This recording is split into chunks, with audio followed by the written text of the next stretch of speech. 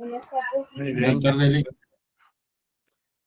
Bueno, vamos a dar una clase y tratar de ser lo más concretos el día de hoy, dado que sé que tienen examen el día de mañana, ¿no? Pero no por eso vamos a dejar de dar la clase, ¿verdad? Así es que, pero lo que sí puedo hacer es disminuir el tiempo para que ustedes pues empiecen a aprovechar ahí en la lectura y de repente el otro catedrático no les da clases, ¿verdad?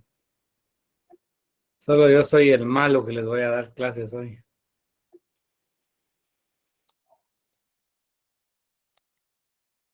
Bueno, les comento que según la diapositiva que ven ahí, hoy nos toca ver los convenios internacionales de trabajo como parte de los derechos mínimos e irrenunciables. El tema esencial es cómo, cómo se conciben los convenios internacionales dentro del derecho de trabajo. La respuesta es, también son mínimos e irrenunciables. Es decir, todo derecho alcanzado dentro de las normas internacionales, al igual que en nuestra legislación, al igual que en los pactos colectivos, siempre se vuelven mínimos, porque el objetivo es siempre de ser susceptibles de, de ser superados a través de la contratación individual o colectiva. Esos son, y así funcionan los convenios.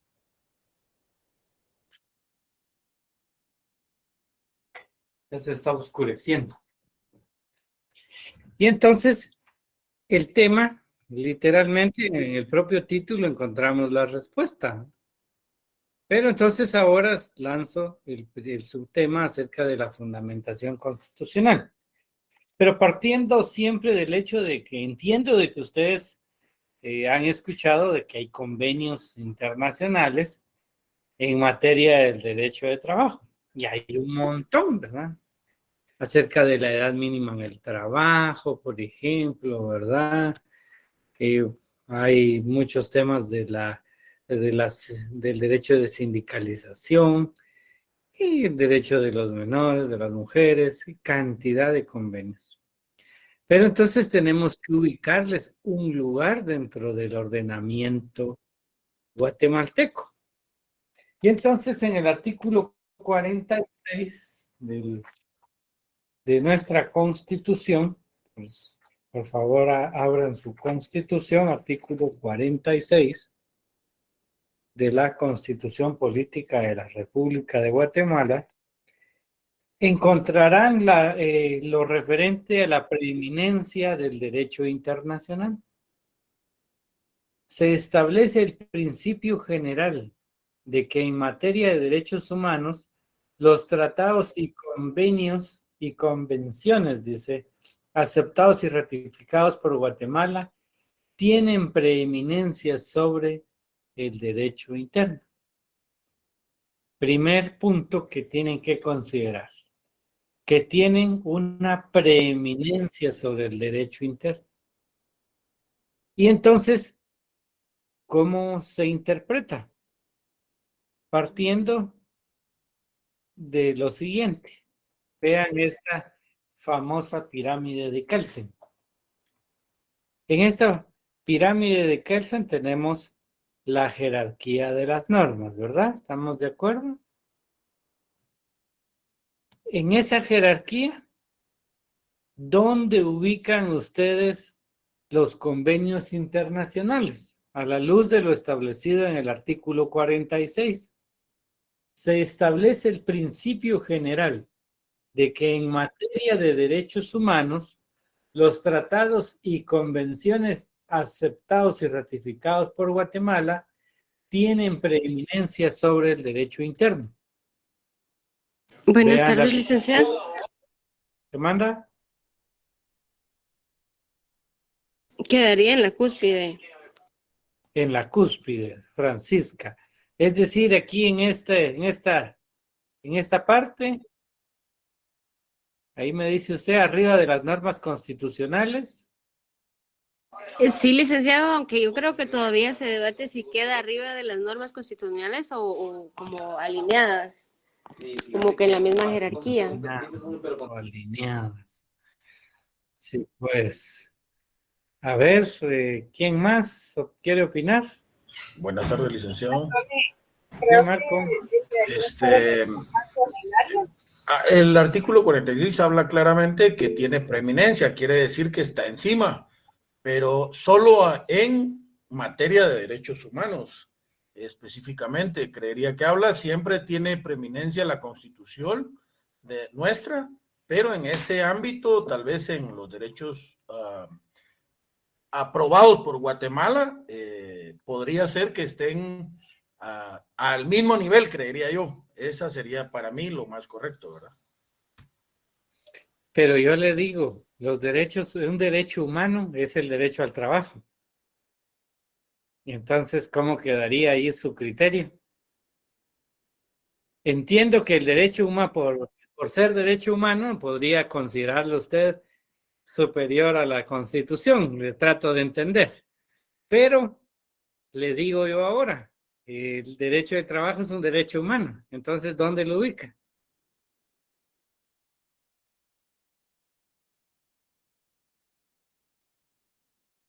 Pues creería que está a la par de la Constitución, tienen la misma Parte de la preeminencia ambos, ¿verdad? Constitución. Ya. Diana me estaba hablando, pero no la escuché muy bien.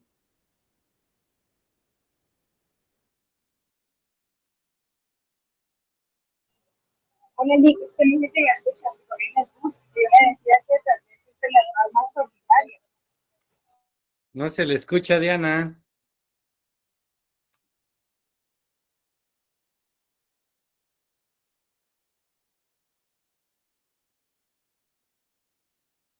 Diana Marisol escribió entre las normas ordinarias, me pone Diana, porque no se le escucha el micrófono. Estuardo González. Buenas tardes, Nick. Yo considero que están dentro de las normas constitucionales, porque eso va a depender su postura.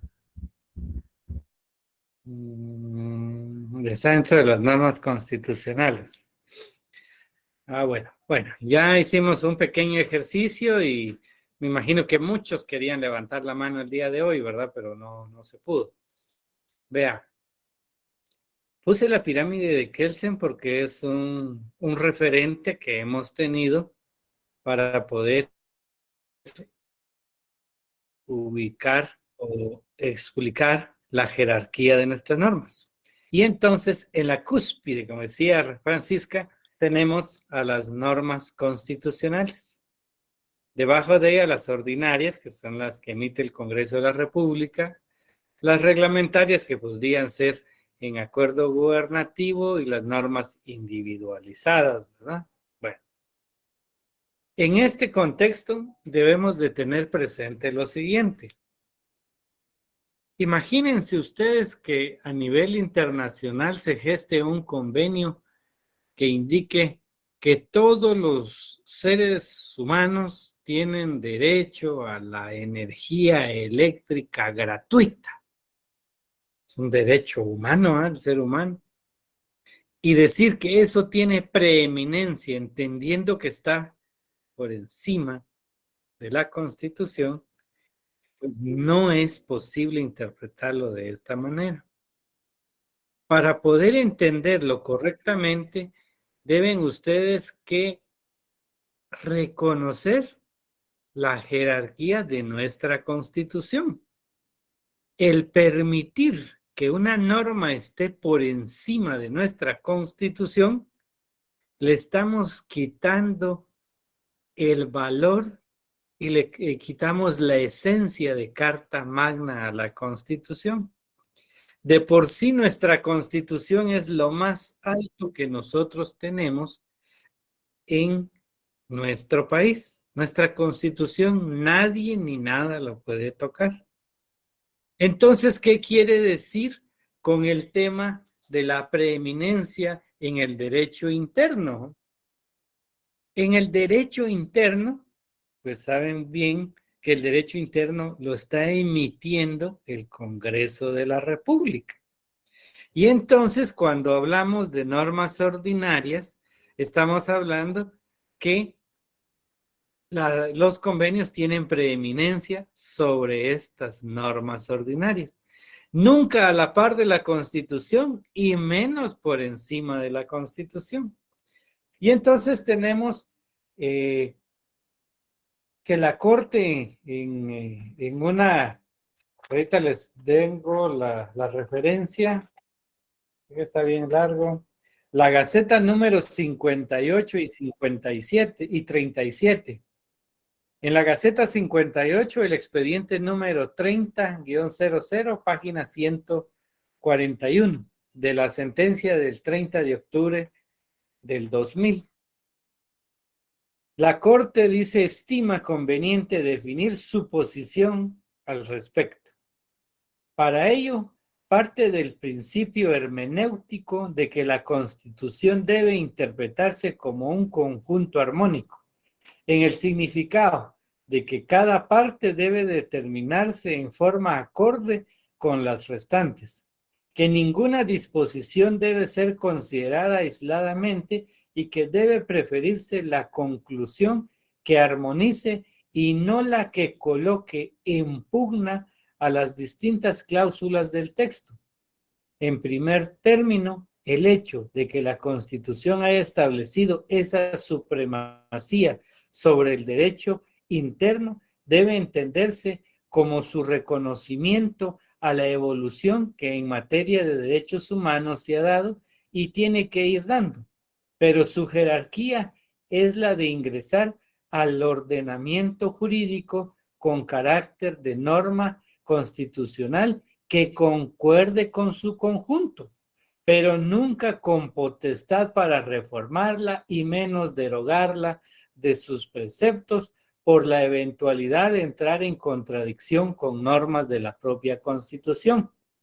Y este ingreso se daría no por la vía de su artículo 46, sino en concordancia con el artículo 2 de la Convención, por la cual el primer párrafo del artículo 44 constitucional. Y aquí hay otros datos, otras más explicaciones que al final de cuentas determinan que no le podemos dar la jerarquía constitucional. Es derecho interno, ¿verdad? Por supuesto que en derecho del trabajo, y por eso se lo redactan de una manera que a veces pues cuesta entenderla. ¿Qué sucedería si en un convenio internacional se establece que las vacaciones van a ser de 25 días, ¿no? Es un convenio en materia de derecho de trabajo. No por eso se vuelve constitucional, ¿verdad? O se vuelve con jerarquía superior a la Constitución, sino que es un derecho, y por eso menciona aquí que se debe entender y analizar en su conjunto armónico, ¿eh? Para comprender que esa es la lógica del derecho de trabajo. En determinado caso van a haber beneficios y que esos beneficios son los que se van a aplicar al trabajador, pero nunca podríamos entender como algo que reforma la Constitución. Eso es en materia de derecho de trabajo como parte de los derechos humanos. Y entonces, ven tan sencillo que es explicar este tema, ¿verdad? Pero no se les olvide. Ahora, la imperatividad de los convenios internacionales de trabajo. Cuando hablamos que en el mismo 46 tienen preeminencia sobre el derecho interno, pues estamos hablando que convierten en obligatorios, ¿verdad? Y entonces no hay manera de poder restarle un valor a los convenios internacionales porque son obligatorios. Entonces, es parte del tema de la jerarquía, ¿verdad? Donde nos determina que son imperativos y son obligatorios.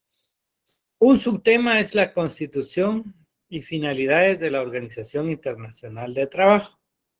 Esto lo tengo en esta diapositiva.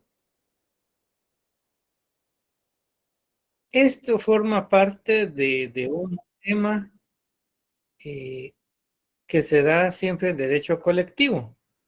pero que por la naturaleza, estamos hablando de los convenios internacionales, es prudente, obviamente, saber entonces y conocer qué es la OIT, porque es ahí en, en donde emanan esos convenios internacionales que en determinado momento pues son ratificados por Guatemala. Y entonces, por eso aparece aquí una segunda etapa, porque es en el desarrollo histórico del derecho colectivo de trabajo. Hay una primera etapa y esta es la segunda etapa. Lo dejo porque así ya ustedes van enterándose de que la OIT, derecho de trabajo, el derecho colectivo. Y entonces la OIT, ¿cómo se relaciona la OIT? Primero debemos de conocer que se crea en 1919 dentro del Tratado de Versalles. Se incorporó a la Organización de Naciones Unidas en 1945 e impulsó dentro de los estados la creación de todo lo concerniente al ramo de trabajo. Entonces, en ese Tratado de Versalles, que fue firmado en 1919, lo que ponía fin es a una guerra. Y entonces, para el mejoramiento, ¿verdad? O tener la paz mundial, la OIT nace con un propósito y es, en realidad, tener un ente internacional que regule las relaciones de los trabajadores. Porque a nivel internacional era un caos, ¿verdad? Una explotación del hombre sobre el hombre, ¿no? Y entonces, por eso es que nace a través de un convenio internacional que le ponía fin a una guerra. Y los motivos por los cuales se crea la OIT, la causa de la justicia social, eso fue y es fundamental. La paz universal, fundamentalísimo. Y el objetivo preciso es crear normas internacionales en materia laboral, por supuesto, bajo 3 condiciones. Es decir, todos los convenios que nacen de la OIT tienen un enfoque, deben de tener un enfoque sobre estos 3 puntos. El primero es la libertad de sindicalización, políticas de formación y empleo el segundo, y el tercero, condiciones de trabajo y seguridad social, inspección y vigilancia. Son los motivos de creación de la OIT. Pero todo, ¿por qué razón? Porque estamos hablando acerca de la constitución y finalidades de la Organización Internacional de Trabajo. Partiendo de la fundamentación constitucional de los convenios. ¿Y dónde nacen esos convenios?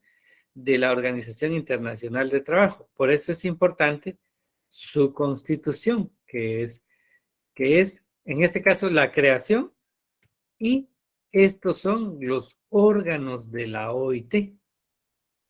Y tiene 3 órganos. Dentro de esos 3 órganos, yo denomino siempre la más, digamos, la de mayor jerarquía, le llamo yo, al tema de la Conferencia General de los Representantes de los Estados Miembros. Es como tener la Asamblea General de un sindicato, que es lo más alto, o de una sociedad, aunque hayan gerentes y trabajadores, el órgano máximo siempre va a ser la Asamblea. Y en este caso, la OIT, que es ese órgano, esa persona jurídica internacional, está conformado por esos 3 órganos. Y el primero, la Conferencia General de los Representantes de los Estados Miembros. ¿Ellos qué hacen? Ellos discuten y adoptan los instrumentos internacionales y se integran por 2 representantes gubernamentales, uno por trabajadores y uno por empleadores o patronos, y se reúnen en Ginebra, Suiza. El consejo de administración es como más ejecutivo, como más el representante de la OIT, ¿no? Y se integran por 56 personas. 10 pertenecen a países industrializados. Solo con ser país industrializado ya tiene un cupo. Y entonces, de esos 10 están dentro de los 28 representantes de gobierno, que les anoto acá. Es decir, de los 28 ya solo se pueden repartir 18 porque 10 ya tienen un lugar. Y entonces de estos 28, 14 son patronos y 14 de trabajadores. Y se conforman por, de estos 28 representantes de gobierno. Y aparte son los 14 representantes de patronos y 14 de trabajadores. Es decir, otros 28 más, que dan los 56, ¿verdad? Y se integran, como les dije, que es más ejecutivo, más de representación, y se integran por un presidente, 2 vicepresidentes y todo el personal necesario. Puede ser 5, 10, 20, 100, los que sean necesarios. Y luego hay una oficina a la que casi todos pueden acudir, ¿verdad? No a los representantes, no a los dirigentes, ¿verdad? Sino que a la oficina de trabajo, que es esa oficina internacional de trabajo, o conocida como dirección de trabajo. Esta es la trabajadora, la que hace todas las actividades, y entonces por eso dice que ordena la iniciativa de los gobiernos para presentar a la conferencia. Es decir, cualquier estado puede llegar a la Dirección General de Trabajo y decir, mire, tenemos una intención de que se eleve a un convenio, ellos lo analizan, lo verifican, lo investigan, y luego, pues, si reúne las condiciones necesarias para recomendarlo, la oficina lo va a elevar a la conferencia general para que al final de cuentas se convierta en un convenio. También trabaja con 2 organismos. Uno que es la conciliación y dos es el arbitraje. Es decir, donde hay un conflicto, hay conflictos entre los estados, esta dirección de trabajo o bien la oficina internacional les va a citar y va a buscar los mecanismos de solución por medio de la conciliación y el arbitraje. Tiene a cargo la administración de trabajo, es un instrumento técnico de Estado, atiende a todas las organizaciones, es su deber, es su obligación, y entonces no hay excepción alguna respecto a que no se nos pueda atender. Y entonces dice que recomienda la creación de normas también y regula las reglas internacionales en materia de inspección.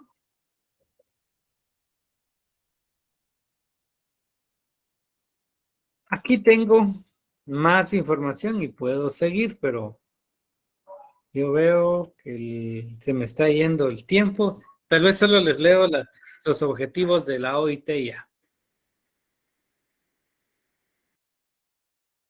Muy bien. Entonces, ¿qué objetivo tiene? Ya vimos cómo fue creado y los motivos de su creación, cómo se integra la OIT con 3 organismos, cada uno con sus integrantes y sus funciones. La OIT tiene los siguientes objetivos. Elevación del nivel de vida de todos los ciudadanos. Ese es su objetivo. En materia de salarios, la justa división de los frutos. Es decir, que no haya, que si van a hacer riquezas algunos, pero que haya una justa distribución de esos frutos. Eso busca la OIT. Lograr el reconocimiento de la negociación colectiva, otro aspecto muy importante. Extender las medidas de seguridad social, que se amplíen, y por eso ya vimos algunos pasos de seguridad social, están ampliándolo, pero no sé cómo vaya a ser la cobertura, eso es aparte. Proteger la salud y vida de los trabajadores, fundamental para la OIT. Suministrar lo posible alimentos baratos, vivienda y una cultura adecuada. Iguales oportunidades educativas y profesionales para todos. Esos son los objetivos de la OIT. No había más, yo estaba confundido. Este sí es otro. Entonces yo hasta aquí los dejo para que ustedes también tengan un espacio para poder estudiar para el día de mañana, no sin antes darles el espacio si tienen alguna duda.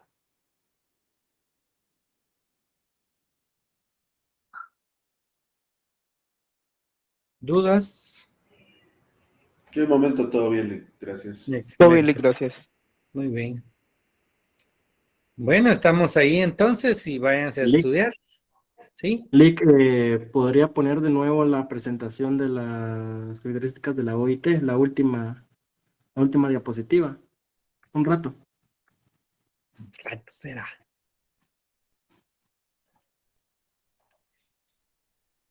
Gracias.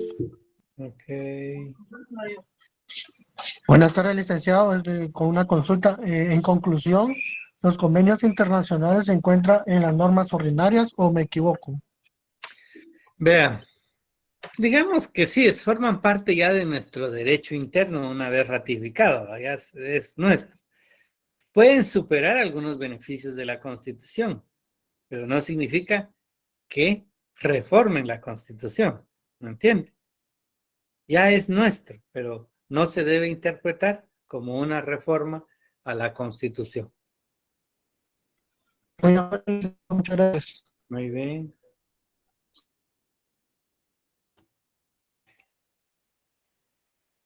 Muy bien, entonces van a estudiar vos. Yo le duro todavía, quedan un par de horas.